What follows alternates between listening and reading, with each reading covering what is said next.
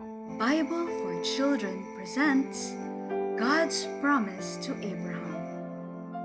Written by Edward Hodges, produced by Bible for Children. Long after the flood, people on earth made a plan. We will build a great city with a tower right up to the heavens, they said. Let's live together always. Everyone spoke the same language. Wanted people to live all across the world he had made. So he did something special. Suddenly, groups of people spoke differently. God gave them new languages. Those who spoke the same language moved away together. Perhaps people became afraid of others they could not understand. In this way, God caused people to fill different countries. The city they left was called Babel, which means confusion. Years later, in a place called Ur of the Chaldees, God spoke to a man named Abram. "Leave this land," God commanded.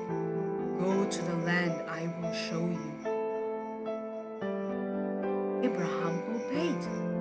God led him to Canaan. His wife Sarai and nephew Lot went with him. In Canaan, both Abraham and Lot became rich. They had large herds of cattle. There was not enough pasture for so many animals. Lot's herdsmen quarreled with Abram's herdsmen. "Let there be no trouble," Abraham said. "We will separate. Lot, you take first choice of the land you want." Lot chose a great grassy plain dotted with cities and villages. It looked good, but the cities were very wicked places. After Lot left, God spoke again to Abram. "I give all the land of Canaan to you and your children forever." Abram and Sarai have no children. How could God keep his great promise? 3 men from God came to Abram and Sarai. "You'll have a baby soon," they said. Sarai laughed. She did not believe God's message. She was 90 years old. God told Abram he would now be called Abraham, father of many, and Sarai would be Sarah, meaning princess. God also told Abraham he would destroy the 2 wicked cities of Sodom and Gomorrah. Abraham's nephew Lot lived in Sodom with his family.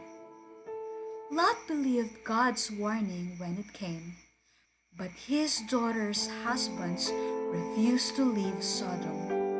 How tragic! They did not believe God's word. Only Lot and his 2 daughters made it to safety. Fire and brimstone fell upon the wicked cities.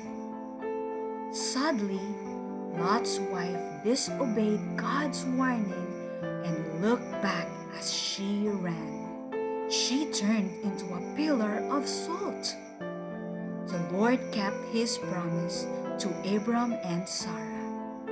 They had a child in their old age, just as God had said.